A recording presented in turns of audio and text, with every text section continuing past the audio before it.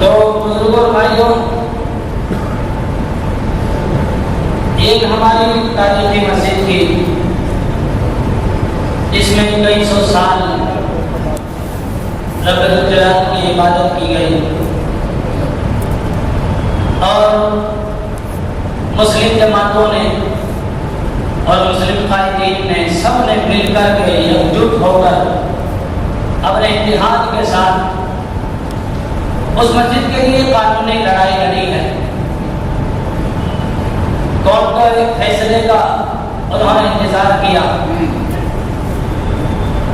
ہندوستان کی عدالت عظمیٰ نے جو فیصلہ کیا ہے، مسلمانوں نے، پورے ہندوستان کے مسلمانوں نے مانا بھی ہے اور اس پر عمل بھی کیا ہے، لیکن یہ بھلائی جانے والی چیز نہیں ہے۔ اللہ کا گھر ہمارے ہاتھوں سے گیا ہے، اس کو کہیں نسلیں بھلا نہ دیں۔ یاد رکھنا پڑے گا کہ ہاں اللہ کے گھر کو توڑ کر اس کو شہید کر کے ایک مندر تعمیر کیا گیا تھا، یہ ظلم تھا۔ اور آگے اپنے جتنے مقدس مقامات ہیں، اللہ کے گھر ہیں، ان کو بچانے کے لیے، یا ہم نے اسی مسجد کو بچانے کے لیے اپنی کیا ذمہ داری نبھائی، ہم نے کیا کیا، یہ پوری ملت اسلامیہ سے سوال ہے۔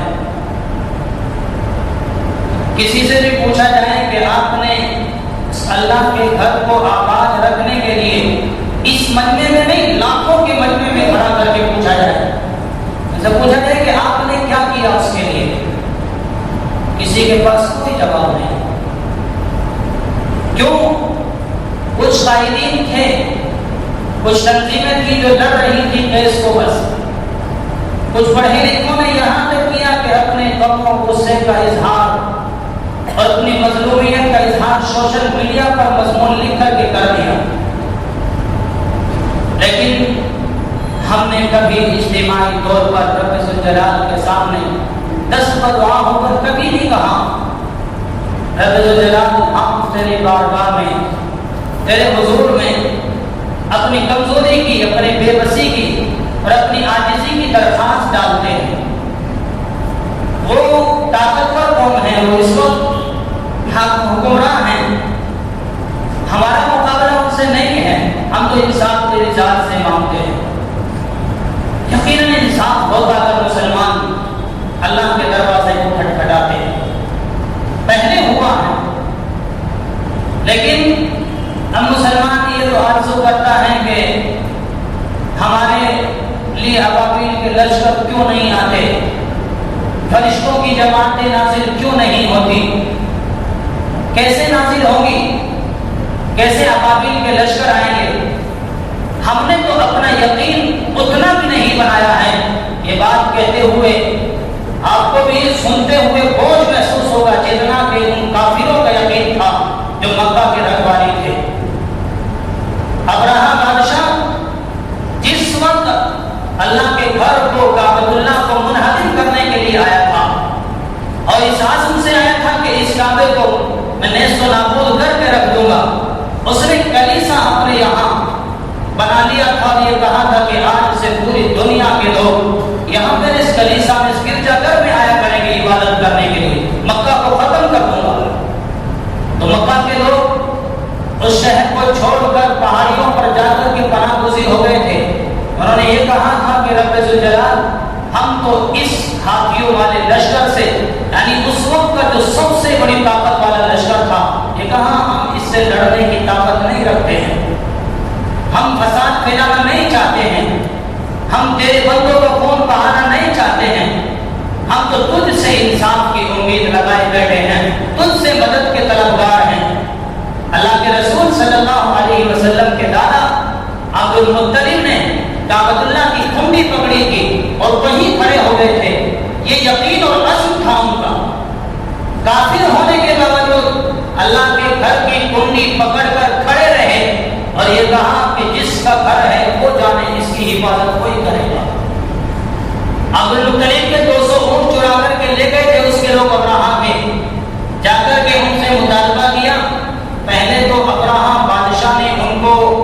बड़ा बाइज्जत समझ कर अपने लिए एहतराम की जगह दी और खुद अपने तख्त से उतर कर नीचे आ गए उसके लिए और कालीन पर बैठ गए।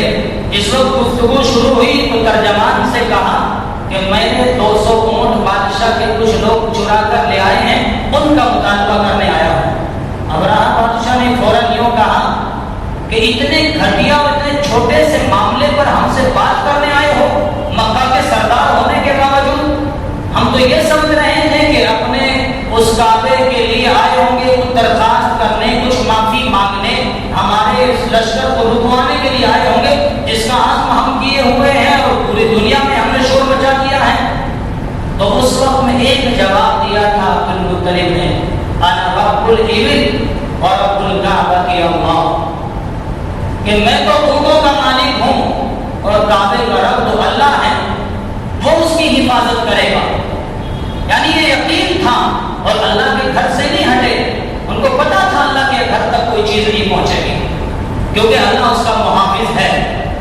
मेरे भाइयों बुजुर्गों, उस घर की आबादी के लिए 5 वक्त पूरे हिंदुस्तान की तमाम तर मसाजिद से आवाजें आती हैं, अल्लाहु अकबर अल्लाहु अकबर। अल्लाह की किबरियाई की आवाज आती है, अल्लाह की बड़ाई की आवाज आती है। वो अल्लाह सबसे बड़ा कादिर मुतलक है, वो सबसे बड़ा है, उससे बड़ी कोई ताकत दुनिया में नहीं। कायनात का खालिक व मालिक वो है, दुनिया का निजाम उसके हाथ में है, दुनिया के दिलों का निजाम उसके हाथ में है। इन्नल क़ल्ब बियदिल्लाह इन्नल क़ल्ब बैन अस्बाइर रहमान युसर्रिफुहा कैफा यशा। दिल रहमान की 2 उंगलियों के दरमियान है, काफिर का दिल भी उसी की उंगलियों के दरमियान है, मुसलमान का दिल भी उसी की उंगलियों के दरमियान है। वो जब चाहता है, जिसको चाहता है जिधर मोड़ देता है, वो जिसके दिल को चाहता है सख्त कर देता है, वो जिसके दिल को चाहता है नरम कर देता है। अल्लाह हर 5 वक्त में अपनी किबरियाई और अपनी बड़ाई की बुलंद आवाजें कराता है फजाओं में, अल्लाहु अकबर अल्लाहु अकबर। 5 वक्त में मुअज्जिन की सलाह हमारे कानों में आती है, कभी नहीं सुनते हैं हम, कभी एहसास नहीं होता, दिलों में जज्बा नहीं जागता है कि किस अल्लाह की बड़ाई बयान की जा रही है। अभी चंद दिन पहले एक वीडियो सोशल मीडिया पर, व्हाट्सएप पर राइड हो रही थी और उस पर यूट्यूब पर भी आ रही थी। एक काफिर आदमी तकरीर कर रहा है और वो यूं कह रहा है कि तुम लोगों ने तो अपने अल्लाह से अपना ताल्लुक अभी 17 के बाद खत्म कर लिया है, हमारे ऊपर तो तुमने 800 साल हुकूमत की, जब भी हमारा यकीन खत्म नहीं हुआ। कहा तुम अल्लाह के, तुम भगवान कहते एक ही बात है। और फिर उसके बाद उसने ये कहा है कि परेशान तुम हुए हो, हम तो 1000 साल में परेशान नहीं हुए, तुम तो इन 10-15 सालों में परेशान हुए हो।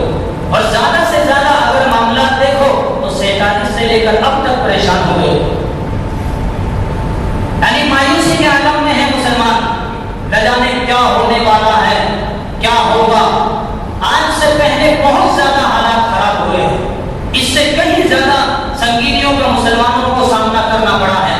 लेकिन मेरे भाइयों और बुजुर्गों, ये याद रखना कि इस्लाम दुनिया में मिटने के लिए नहीं आया है। ये हमारा ईमान होना चाहिए और ये यकीन होना चाहिए कि मौत कभी वक्त से पहले नहीं आती है। हम लोग तो अमन और शांति के अलमबरदार हैं, दुनिया में अमन का पैगाम लेके आए थे, उस अमन के पैगाम को पहुंचाने वाले हम हैं। इस हिंदुस्तान में याद रखना, नफरतें ज्यादा दिन तक नहीं चलेगी। इस हिंदुस्तान में मोहब्बत का पैगाम फैलेगा। और कैसे फैल सकता है यहाँ नफरतों का पैगाम? जिस हिंदुस्तान के बारे में मुहसिन इंसानियत सरवर कायनात मोहम्मद रसूलुल्लाह सल्लल्लाहु अलैहि वसल्लम ने यूं फरमाया था कि मुझे हिंदुस्तान से मोहब्बत की बू आती है। इस हिंदुस्तान की सरजमीन से अगर कोई पौधा उगेगा वो मोहब्बत का पौधा उगेगा, या नफरत ज्यादा दिन तक नहीं टिकेगी। इंशाअल्लाह यहाँ फिर से भाईचारा हिंदू मुस्लिम कायम होगा, फिर से हिंदुस्तान में मोहब्बतों का बाजार गर्म होगा और ये नफरतें खत्म होगी। एहसास कमतरी का शिकार ना होइए, अपने अल्लाह से अपना ताल्लुक जोड़ने की जरूरत है, अपने अल्लाह से अपने मामलात को दुरुस्त करने की जरूरत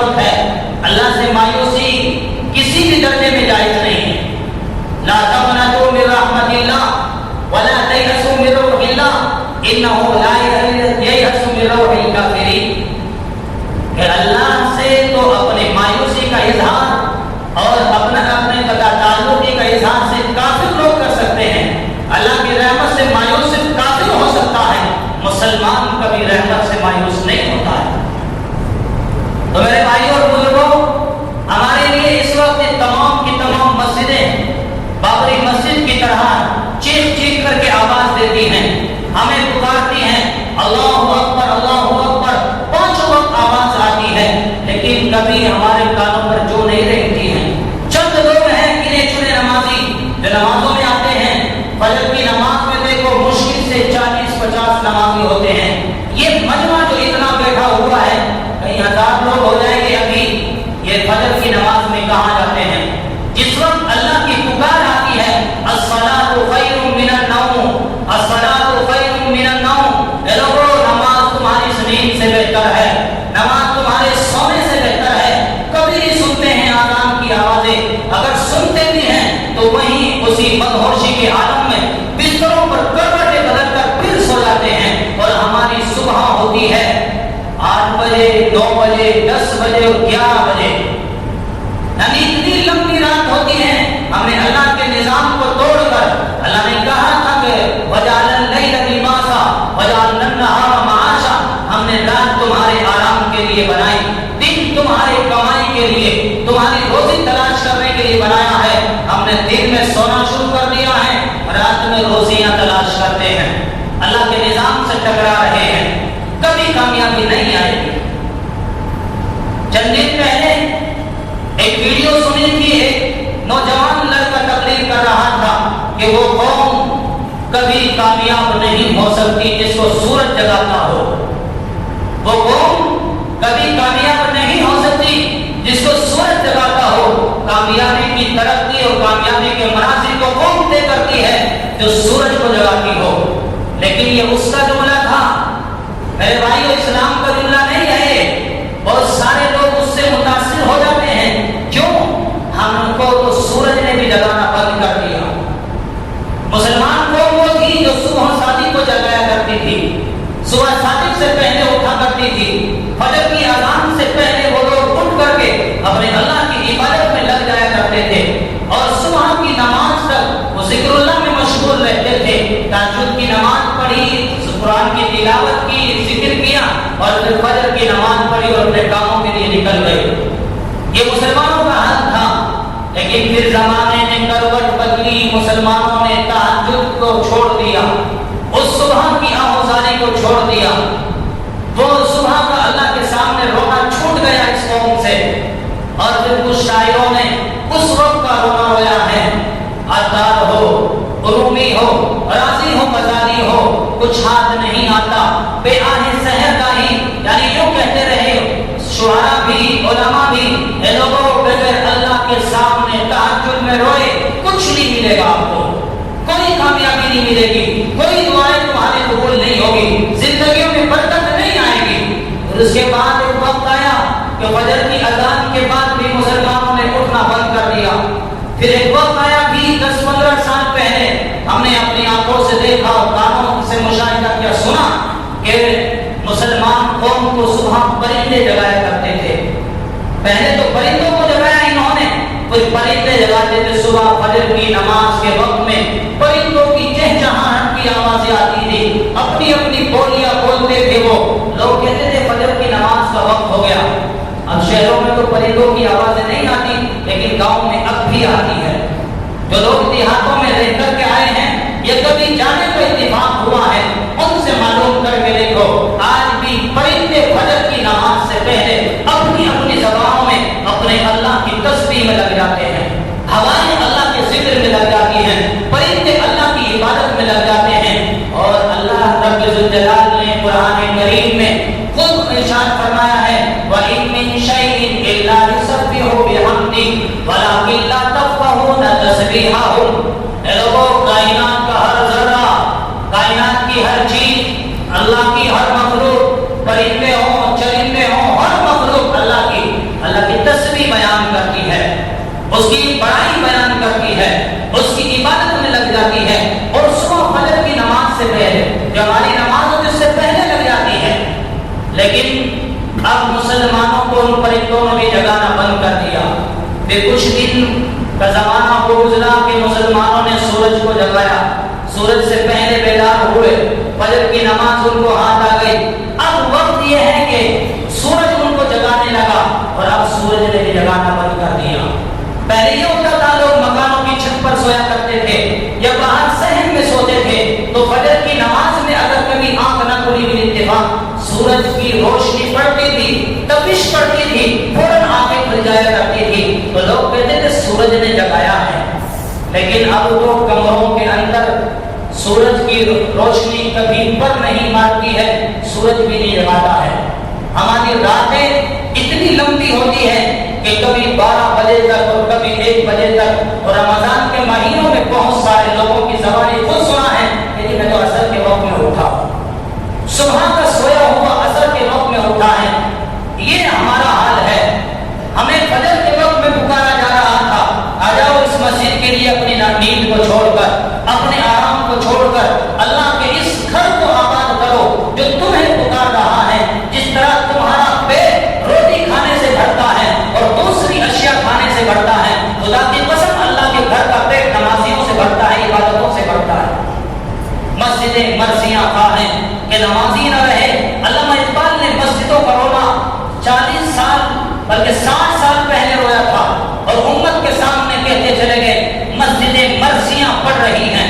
جس طرح کسی کے مرنے کے بعد، کسی بزرگ کے مرنے کے بعد ان کا مرثیہ پڑھا جاتا ہے ان کے حسرت و افسوس میں، اس طرح آج مسجدیں پڑھتی ہیں مرثیہ اپنے نمازیوں کے افسوس میں۔ کہاں ہے وہ نمازی، وہ صاحب اوصاف قوم حجازی نہ رہے؟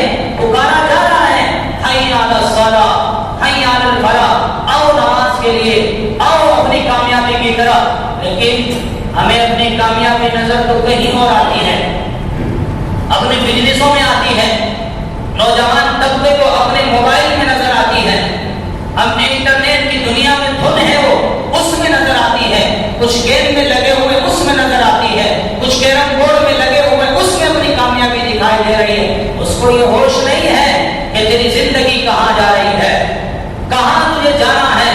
اللہ رب الجلال کہتا ہے افحسبتم انما خلقناکم عبثا، اے لوگوں تمہیں بیکار نہیں پیدا کیا گیا ہے، یہاں دنیا میں کھانے پینے کے لیے نہیں آئے ہو کہ زندگی گزارو اور چلے جاؤ، بلکہ اللہ کے سامنے ان لمحات کا حساب دینا ہوگا۔ یہ جو اوقات کو تم ضائع کر رہے ہو، اگر حسن نیت کے ساتھ روزی کماؤ گے بغیر نمازوں کے اوقات کے، وہ تمہارا عبادت میں لکھا جائے گا۔ اپنے بچوں کے لیے روزی کمانا عین عبادت ہے، لیکن نماز کو چھوڑ کر اگر روزی کما رہے ہو اس روزی کو بھی تم ناجائز کرتے ہو۔ میرے بھائی اور بزرگوں، ہمیں چاہیے تھا کہ اللہ سے اپنا تعلق قائم کریں اور پھر اللہ سے جو لگاتے، اللہ کے گھر کو گھر کی آبادی کی دعائیں کرتے، رب ذوالجلال یقیناً سنتا، کیونکہ قرآن میں اللہ خود پکار رہا ہے فَادْعُونِي أَسْتَجِبْ لَكُمْ، اور اللہ دنیا کو حکم دے رہا وَأَمَّا السَّائِلَ فَلَا تَنْهَرْ، اے لوگوں اپنی ذات سے سوال کرنے والوں کو ڈانٹو نہیں، بلکہ جو تم سے سوال کرے ان کو عطا کر دو۔ تو جب اللہ خود یہ تلقین فرما رہا ہے اور اپنے بارے میں خود کہتا ہے فَادْعُونِي أَسْتَجِبْ لَكُمْ، اے لوگوں مجھے پکارو تمہاری دعا سنوں گا، تمہاری پکار سنوں گا، تمہاری فریادوں کا جواب دوں گا۔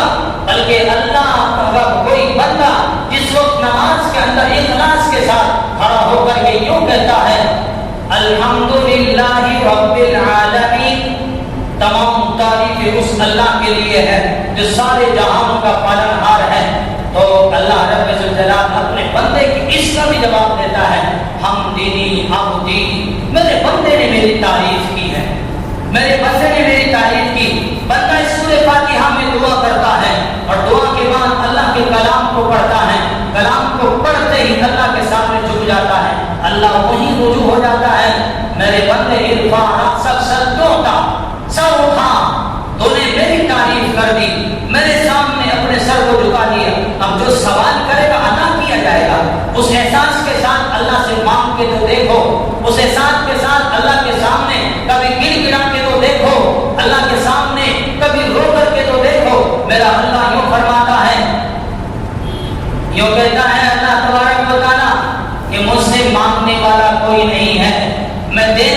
بیٹھا ہوں۔ علامہ اقبال علیہ الرحمہ نے یوں کہا تھا اس شعر کے اندر کہ اے لوگو تم رب ذوالجلال سے مانگو، میں عطا رب ذوالجلال کہتا ہے میں دینے کے لیے بیٹھا ہوں۔ ہم سے مانگنے والا کوئی نہیں ہے، کوئی سوال کرنے والا نہیں ہے، میرے سامنے کوئی اپنے ہاتھوں کو پھیلانے والا نہیں ہے۔ اب تو دعائیں بھی رہ گئی ہیں، رسمی دعائیں پڑھی جاتی ہیں، مانگی بھی جاتی ہیں۔ یوں کہتے ہیں آدمی کے رٹے رٹائے الفاظ، اے اللہ گناہوں کو معاف کر دے، بیماریوں کو دور کر دے، بیماروں کو شفا دے دے۔ چند گنے چنے جملے ہیں جو انسان انگلیوں پر گن سکتا ہے، جو اپنی دعاؤں میں مانگے جاتے ہیں، بس وہ زبان پر رٹے ہوئے ہیں، ان کو پڑھتا ہے چلا جاتا ہے۔ دعا اس کا نام نہیں ہے، عبادت اس کا نام نہیں ہے، دعا دل کی فریاد کا نام ہے۔ از دل خیزت بر دل ریزت، علامہ اقبال نے کہا تھا دل سے جو بات نکلتی ہے اثر رکھتی ہے، پر نہیں طاقت پرواز مگر رکھتی ہے کہ دل سے کبھی کوئی آواز نکال کے دیکھو، کسی کے لیے دعائیں کر کے دیکھو، محبتوں کی کلمات اپنے دل سے ادا کر کے دیکھو، وہ اللہ کے یہاں قبول ہوئے رکھے ہیں۔ اللہ زبان نے دوسرا جملہ یوں کہا تھا، ہم تو ماہر و کرم ہیں، کوئی سائل ہی نہیں، راہ دکھائیں کسے، کوئی رہنما منزل ہی نہیں۔ یعنی رب ذوالجلال یوں کہہ رہا ہے ہم تو دینے کے لیے بیٹھے ہوئے ہیں۔ اس صبح کے وقت میں جب مؤذن یوں کہتا ہے الصلاۃ خیر من النوم، اے لوگو تمہارے سونے سے بہتر، تمہارے اس آرام سے بہتر نماز ہے۔ آ جاؤ اس آرام کو چھوڑ کر، یہ آرام کام نہیں آئے گا، تم نے رات میں سو لیا ہے، اب اس کو چھوڑ دو۔ تو اس وقت میں اللہ پکار رہا ہوتا ہے آ جاؤ مجھ سے مغفرت مانگنے والوں، تمہاری مغفرت کر دوں گا۔ آ جاؤ مجھ سے اپنی بگڑی بنوانے والوں، تمہاری بگڑی بنا دوں گا۔ آ جاؤ مجھ سے روزیوں کے طلبگاروں، روزی مانگ کے دیکھ لو تمہیں روزی عطا کر دوں گا۔ روزی کے خزانے وہیں سے آتے ہیں، روزی کے فیصلے وہیں سے ہوتے ہیں۔ ان دکانوں میں روزیاں نہیں ہیں، ان کاروبار میں روزیاں نہیں ہیں، یہ روزی کے ذرائع ہیں۔ کھیتوں میں روزیاں نہیں ہیں، یہ روزی کے ذرائع ہیں۔ اللہ قرآن میں بار بار ارشاد فرماتا ہے افتحرسونہ افانتم تحرسون افتزرعونہ ام نحن الزارعون، کہ کیا تم کھیتیاں کرتے ہو یا کھیتیاں میں کرتا ہوں؟ تم لوگ ذریعہ ہو۔ ثم شققنا الارض شقا فانبتنا فیہا حبا وعنبا وقضبا وزیتونا ونخلا۔ ہم کے سپارے کو پڑھو، تبارک الذی کے سپارے کو پڑھو، اور قال فما کے سپارے کو پڑھو، اور پورے قرآن کے مختلف مقامات میں پڑھو۔ اللہ اعلان کرتا ہے میں زمین پھاڑتا ہوں، میں غلہ نکالتا ہوں، پودے نکالتا ہوں، ان پر غلہ لگاتا ہوں، میں درختوں کو اگاتا ہوں، پھر ان پر پھل لگاتا ہوں، میں تمہاری روزیاں اسبابوں کے ذریعے سے دیتا ہوں۔ یہ سارے کام تو میں نے اپنے ذمہ لیے ہیں۔ وما من دابۃ فی الارض الا علی اللہ رزقها، زمین پر کوئی چیز بھی چلنے والی، ریگنے والی، سانس لینے والی، کوئی بھی اللہ کی مخلوق ہے، اس کی رزق کی ذمہ داری میرے اللہ پر ہے۔ اللہ عطا کرتا ہے، ان اللہ هو الرزاق ذو القوۃ المتین، رب ذوالجلال کو رزق دینے والا اور بڑی زبردست طاقت والا ہے، ان سے روزی رساں مالک ہے کہ جو سمندروں کی گہرائیوں میں، پہاڑوں کے اندر، پتھروں کے نیچے رہنے والی مخلوق کو بھی روزی پہنچاتا ہے، جو کافروں کو روزی دیتا ہے، نافرمانوں کو روزی دیتا ہے، اللہ اپنے باغیوں کو روزی دیتا ہے۔ ایمان والوں سے کہتا ہے مجھ سے مایوس ہونے کی ضرورت نہیں ہے، اپنا تعلق مجھ سے سدھار دو، میں تم سے اپنا تعلق سدھار دوں گا۔ میرے بھائیوں اور بزرگوں، ضرورت کسی چیز کی ہے انشاءاللہ العزیز اللہ کی طرف سے انصاف آئے گا۔ بنیاد آج بھی رکھی گئی ہے، رام مندر کی کئی بار رکھی جا چکی ہے، یہ خاص طبقے کو گمراہ کرنے کی کوشش کی جا رہی ہے۔ ہمیں اللہ کی طرف سے مایوس ہونے کی ضرورت نہیں ہے، اللہ سے رو، اللہ سے انصاف مانگو، اور جہاں تک ہو سکے دعاؤں کے ذریعے سے اپنی تقریروں کو درست کرو۔ انشاءاللہ العزیز اللہ کی طرف سے مدد کے فیصلے آئیں گے، اللہ کی طرف سب کچھ حالات درست ہوں گے، کسی طرح مایوسی کا شکار نہ ہو، لیکن اپنے عزم کے ساتھ جیو، اپنے حوصلوں کے ساتھ جیو، اپنی ہمتوں کے ساتھ جیو۔ سفر کرنے میں کبھی ڈر کر بزدلی کے ساتھ سفر نہ کرو، حالات کو اپنے لیے سازگار مانو۔ اب بھی دنیا کے مقابلے میں ہمارے ہندوستان کے حالات بہت سازگار ہیں،